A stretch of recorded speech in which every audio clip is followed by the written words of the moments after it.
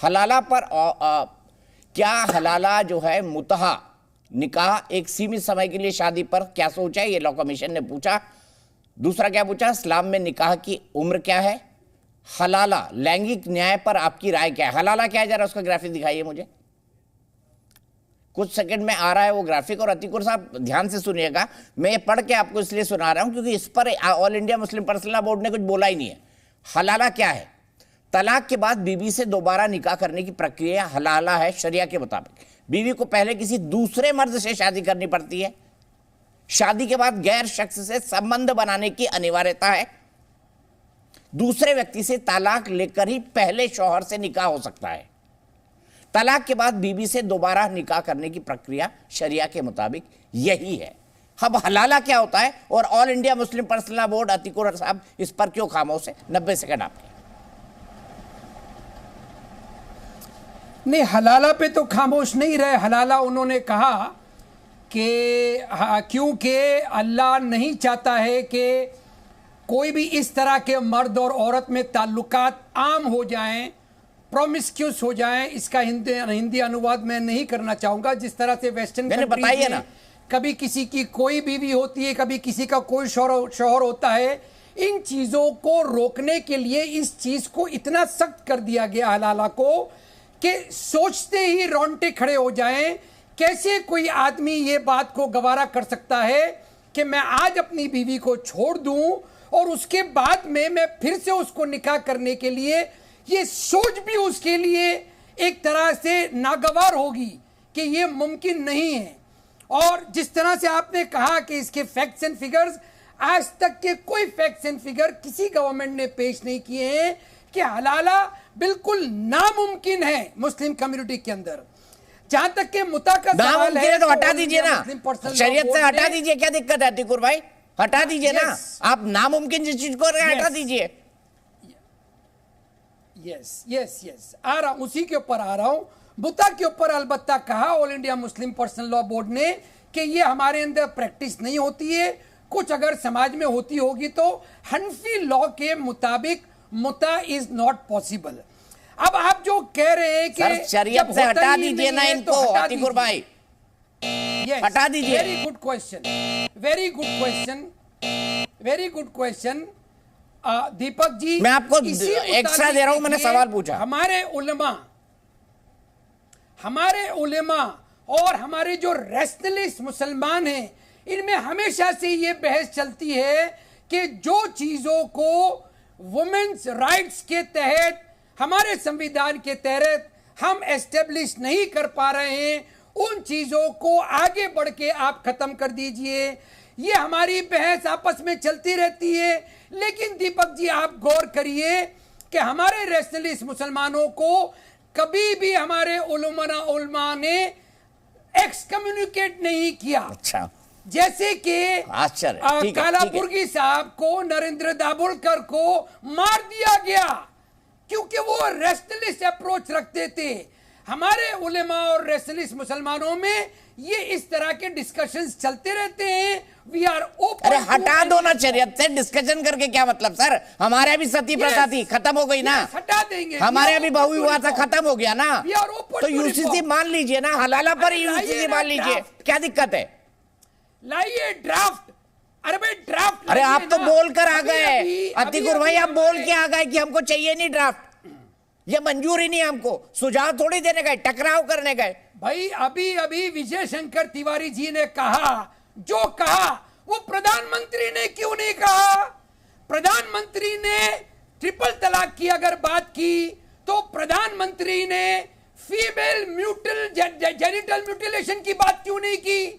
करिए ना, करिए हिंदू अनडिवाइडेड फैमिली की बात ना।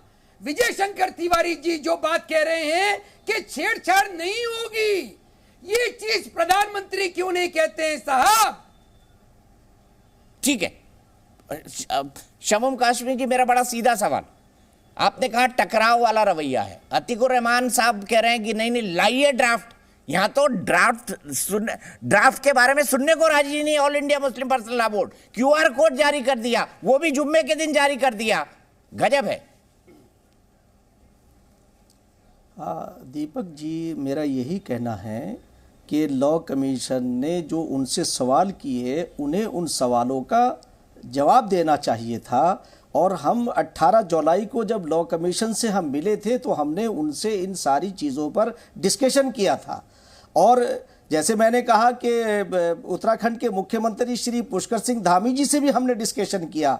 जब वो दिल्ली आए तो उत्तराखंड भवन में हम उनके साथ बैठे और हमने पूरे जानने का प्रयास किया कि ये आपकी मंशा क्या है। मैं आपको ये बता दूं कि किसी भी जगह, किसी भी पहलू पर, किसी भी एंगल से ना इस्लाम के खिलाफ यूसीसी है और ना ही शरीयत में कोई मुदाखलत है। आपके शादी ब्याह निकाह वगैरह जो हैं वो उसी तरह से होंगे, जो प्रैक्टिस आप करते आ रहे हैं वैसे ही होंगे। मैं तो ये कहना चाहता हूं कि मुस्लिम पर्सनल लॉ बोर्ड को पहले तो अपने आप को ये क्लियर करना चाहिए कि इनका क्राइटेरिया क्या है, कितने इसमें ऐसे दानिश्वर लोग हैं जो शरीयत के हिसाब से उसके ऊपर अमल करते हैं। मैं इसमें यह बात जोड़ना चाहूंगा कि किसी भी जगह कोई भी पहलू ऐसा नहीं, जैसे हलाला के बारे में आपने कहा, मैं इसे कंडम करता हूं कि हलाले का कंसेप्ट यह था कि अगर किसी ने अपनी बीवी को छोड़ दिया और उसने दूसरा निकाह कर लिया, कहीं शादी कर ली और उसके बाद उसने छोड़ दिया या वो फौत यानी उसकी डेथ हो गई, तो उसे ये परमिशन थी, सिर्फ परमिशन थी कि वो चाहे तो पुराने अपने पति के साथ, अपने शौहर के साथ रह सकती है। जिन लोगों ने इसी मुस्लिम पर्सनल लॉ बोर्ड को ये चाहिए था कि जब हलाला के ऊपर ये पूरा एक दुकानदारी चल रही थी और जिस तरह से सेंटर बन गए थे, तो मुस्लिम पर्सनल लॉ बोर्ड की ये जिम्मेदारी थी, उनकी मोरली जिम्मेदारी थी कि वो मुसलमानों के समाज में जाकर के कहते कि ये कुप्रथा है और इस कुप्रथा को रोकने का प्रयास करते। मेरा सवाल है मुस्लिम पर्सनल लॉ बोर्ड से कि आपने इस कुप्रथा को कब रोका और कहां आपने जो है इंट्रोड्यूस कराया कि शरीयत के खिलाफ है। आज पूरे समाज में ये एक गलतफहमी पैदा हो गई है कि हलाला कोई ऐसी चीज है कि जो सेंटरों के जरिए से की जा रही है। और ये तो मैं शुक्रगुजार हूं मीडिया का कि मीडिया ने उनका स्टिंग ऑपरेशन करके एक्चुअल जो बात थी वो समाज के सामने ला के रखी। इसलिए मीडिया का मैं तो शुक्रगुजार इसलिए भी होता हूं कि जो कुरीतियां होती हैं सबसे पहले मीडिया आवाज उठाता है। तो ये तो इन सामाजिक संगठनों की जिम्मेदारी थी, इन्होंने उन जिम्मेदारियों को पूरा क्यों नहीं किया। और आज मुसलमानों को उनकी एजुकेशन पे इन्हें काम करने की जरूरत थी, उन्हें अवेयर करने की जरूरत थी, बजाय इसके कि ये सरकार के साथ बैठ करके, लॉ कमीशन के साथ बैठ करके अपनी बातों को समझाते, उन्हें मैं आऊंगा आपके पास किस बात से डिस्कम्फर्ट है, किस बात से इनको दिक्कत है। मैं कलीमुल साहब के पास जाता हूं। अतिकुर साहब ने कहा कि भाई हलाला जो है वो ठीक नहीं है, हम जैसे रैशनलिस्ट मुसलमान बोलते हैं हलाला नहीं होना चाहिए। आप बताइए होना चाहिए नहीं होना चाहिए? कलीमुल हाफिज साहब बताइए, आप हलाला होना चाहिए नहीं होना चाहिए? देखिए, पहले तो मैं ये बता दूं कि जिस हलाला को लेके गलतफहमी है वो ये है जिसका स्टिंग ऑपरेशन हुआ कि कुछ लोग हलाला के नाम पर हरामकारी करते हैं। हरामकारी का मतलब बिल्कुल कंडेमनेबल एक्ट, यानी वो नाजायज, यानी कोई निकाह अगर ये सोचकर हो कि वो कल तलाक दे दिया जाएगा, वो निकाह ही नहीं है, वो क्लियर कट हराम है। अब हलाला का प्रोसेस समझिए आप क्या है कि यानी एक औरत ने अपने मियाँ बीवी ने एक को तलाक दी औरत को, अब उसने दूसरी जगह शादी कर ली और दूसरी जगह से भी उसको तलाक हो जाए नेचुरल, या वो तलाक हो जाए या उसका शौहर मर जाए, तब वो अपने पुराने शौहर से शादी कर सकती है। ये प्रोसेस अलाउड किया शरीयत आदमी से शादी क्यों करेगी भाई?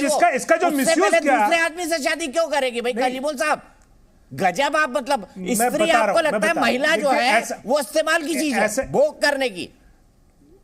नहीं, मिस्त्री नहीं, ये मर्द भी कर सकता है ऐसा। अब सुनिए मेरी बात, मर्द भी कर सकता है। यानी कि अगर आप कोई दो मियाँ बीवी में झगड़ा हो गया और वो डिवोर्स होके अलग हो गए और उन्होंने अपनी अपनी जगह शादी कर ली।